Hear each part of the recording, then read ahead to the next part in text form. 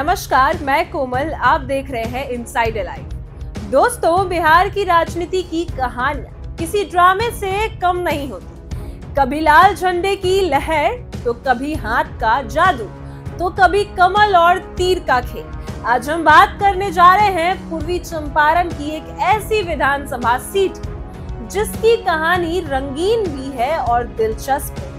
नाम है केसरिया विधानसभा सीट। कभी यहाँ वामपंथियों का राज था, तो कभी कांग्रेस का दबदबा। फिर बीजेपी ने एंट्री मारी और ये सीट जदयू के पास गई। तो चलिए खोलते हैं केसरिया की राजनीति का पूरा पिटारा। 1952 से 90 के दशक तक केसरिया पर कांग्रेस और सीपीआई का दबदबा रहा। सीपीआई के पीतांबर सिंह लगातार 4 बार विधायक बने। यमुना यादव 2 बार जीती। कांग्रेस ने भी 5 बार जीत दर्ज की। कह सकते हैं कि ये सीट कभी पूरी तरह लाल झंडे और हाथ के निशान में बंधी रही, लेकिन वक्त बदलता है और राजनीति 2000 के दशक में तस्वीर बदलने लगी। 2000 और 2005 में अब्दुल्ला ने जीत दर्ज की, एक बार समता पार्टी से, दूसरी बार जदयू से। वहीं 2005 अक्टूबर आते आते आरजेडी के राजेश कुमार ने मैदान मार लिया और यही राजेश कुमार 2015 में फिर जीत गए, बीजेपी को हराकर। यानी कांग्रेस और सीपीआई की पकड़ खत्म हो चुकी थी। खेल अब एनडीए और महागठबंधन के बीच होने लगा। 2010 का चुनाव ऐतिहासिक था क्योंकि पहली बार यहाँ कमल खिला। भाजपा के सचिंद्र प्रसाद सिंह ने जीत दर्ज की। उन्हें 34,639 वोट मिले, जबकि दूसरे नंबर पर रहे सीपीआई के रामशरण प्रसाद को करीब 22,966। यानी दशकों से लाल झंडे वाली सीट पर भगवा ने कब्जा कर लिया। लेकिन राजनीति हमेशा करवट लेती है। 2015 में केसरिया ने फिर एक नया फैसला लिया। आरजेडी के राजेश कुमार ने बीजेपी प्रत्याशी राजेंद्र प्रसाद गुप्ता को करीब 16,000 वोट से हराया।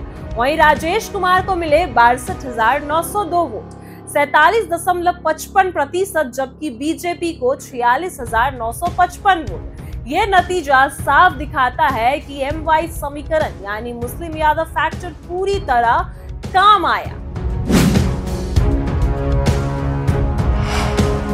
2020 का चुनाव सबसे अलग था क्योंकि इस बार जनता ने भरोसा जताया जदयू की शालिनी मिश्रा पर।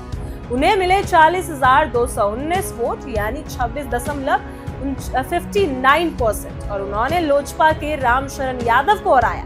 आरजेडी इस बार तीसरे नंबर पर खिसक गया। यानी इस बार ना कांग्रेस, ना कम्युनिस्ट और ना ही बीजेपी, बल्कि जदयू ने कब्जा जमाया।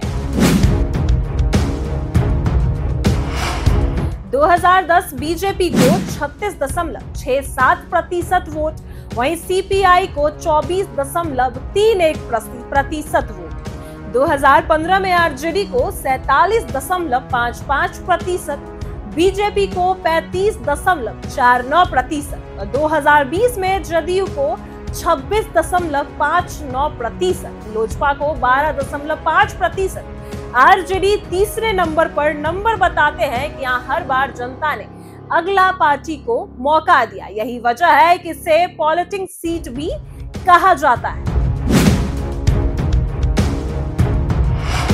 केसरिया की राजनीति में जातीय समीकरण सबसे बड़ा फैक्टर है, क्योंकि यहाँ यादव और मुस्लिम वोटर की संख्या बड़ी है। इसलिए MY समीकरण अक्सर आरजेडी को फायदा देते हैं, लेकिन भूमियार, कोयरी, राजपूत और ब्राह्मण भी निर्णायक भूमिका निभाते हैं। 2020 में महिलाओं की भागीदारी भी खास रही। यहाँ महिलाओं का वोटिंग प्रतिशत पुरुषों से 12% ज्यादा था। 2011 की जनगणना और मतदाता सूची के मुताबिक एसएससी मतदाता लगभग 30,552 यानी 11.4%, एसटी मतदाता लगभग 937 यानी 0.35%, वहीं मुस्लिम मतदाता लगभग 37,215 यानी 13.9%, वहीं ग्रामीण मतदाता लगभग 95%, वहीं शहरी मतदाता लगभग 5%, यानी एक पूरी तरह ग्रामीण इलाका है और यहाँ के मुद्दे भी गांवों से जुड़े रहते हैं। 2020 में चुनाव के समय यहाँ कई बड़े मुद्दे उठे। बरसात में बाढ़ और जल जमाव, सिंचाई की समस्या, रोजगार का संकट और केसरिया को पर्यटन स्थल के रूप में विकसित करने की मांग, क्योंकि यहाँ का ऐतिहासिक स्तूप और विरासत बेहद खास है। यानी मुद्दे सिर्फ जातीय समीकरण तक सीमित नहीं है, बल्कि विकास भी यहाँ बड़ा सवाल खड़ा करता है। अब सबसे बड़ा सवाल यही है कि 2025 में किसकी होगी जीत और क्या जदयू दोबारा जीत पाएगी? क्या आरजेडी फिर से एमवाई समीकरण के सहारे वापसी करेगी या फिर से बीजेपी इस सीट पर अपनी कोई पकड़ दोबारा हासिल कर पाएगी? इतिहास बताता है कि केसरिया की जनता बार बार बदलाव करती है, इसलिए यहाँ की लड़ाई हमेशा से रोमांचक रहती है। तो दोस्तों, आपने अभी अभी सुनी बिहार के केसरिया विधानसभा सीट की पूरी कहानी। उम्मीद है कि इस सफर में आपने राजनीति ने उन पहलुओं को महसूस किया होगा जो अक्सर सामने नहीं आते, लेकिन पर्दे के पीछे से पूरी चुनावी समीकरण को प्रभावित करते हैं। लेकिन बिहार की राजनीति की खासियत यही है कि यहाँ पर विधानसभा सीट की अपनी अलग पहचान है। और अब बारी है एक और अहम सीट की, कल्याणपुर विधानसभा सीट की। दोस्तों, कल्याणपुर का नाम सुनते ही कई राजनीतिक घटनाक्रम याद आते हैं। यह सीट अपने आप में दिलचस्प रही, क्योंकि यहाँ की राजनीति सिर्फ जातीय समीकरण तक सीमित नहीं रही, बल्कि स्थानीय मुद्दों का भी गहरा असर देखने को मिला। यही वजह है कि इस सीट पर हर चुनाव में मुकाबला कड़ा होता है और नतीजे अक्सर चौंकाने वाले साबित होते हैं। हमारे अगले एपिसोड में जब आप कल्याणपुर विधानसभा की कहानी सुनेंगे, तो आपको पता चलेगा कि यहाँ किस तरह दल बदले, गठबंधन की राजनीति और नेताओं की व्यक्तिगत छवि ने बार बार चुनावी नतीजों को प्रभावित किया। कभी किसी पार्टी ने यहाँ लंबे समय तक दबदबा बनाए रखा, तो कभी अचानक एक नया चेहरा जनता की पसंद बन गया। ये सारा कुछ होता रहा। वहीं कल्याणपुर की कहानी में हम सिर्फ जीत हार के आंकड़ों पर बात नहीं करेंगे, बल्कि उन वजहों पर भी विश्लेषण करेंगे जिसकी वजह से यहाँ की जनता ने बार बार अपना मन बदला। शिक्षा, सड़क, स्वास्थ्य, पानी और रोजगार जैसे मुद्दों पर भी यहाँ कितनी बार चुनाव लड़ा गया और किस तरह इन मुद्दों ने नेताओं की किस्मत लिखी, यह सब आपको विस्तार से मिलेगा।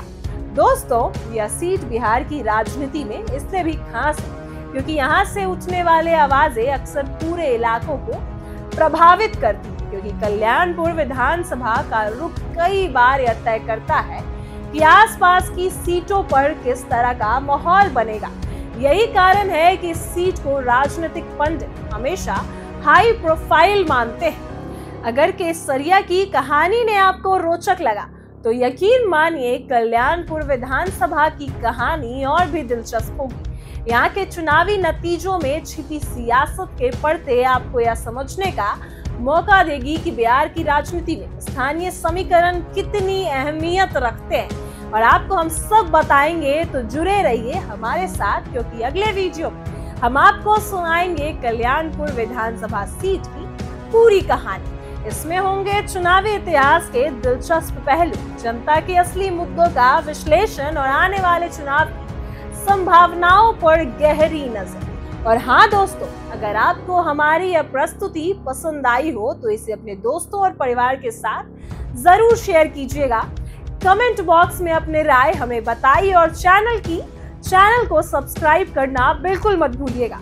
आपकी भागीदारी से ही हमें लगातार प्रेरित करती है और यही वजह है कि हम आपके लिए बिहार की राजनीति से जुड़ी ऐसी अनसुनी कहानियां लेकर आते रहते हैं। तो अब दीजिए इजाजत और तैयार रहिए हमारे अगले एपिसोड के लिए, जहां हम आपको खोलेंगे, जहां हम आपको बताएंगे कल्याणपुर विधानसभा सीट के सियासी रहस्य और सुनाएंगे बिहार की राजनीति का एक और रोमांच अध्याय। तो दोस्तों, आपने अभी सुनी केसरिया विधानसभा की पूरी कहानी। कभी सीपीआई का किला तो कभी कांग्रेस का दबदबा, कभी भाजपा का कमल और अब जेडीयू की पकड़। लेकिन बिहार की राजनीति की यही यात्रा यही खत्म नहीं होती, क्योंकि अगली बार हम आपको सुनाएंगे बिहार की एक और दिलचस्प सीट की कहानी जो उतार चढ़ाव और रोमांच से भरी हुई है। अगर आपको यह वीडियो पसंद आया हो तो लाइक कीजिए, शेयर कीजिए और चैनल को सब्सक्राइब करना मत भूलिए। मिलते हैं अगले वीडियो।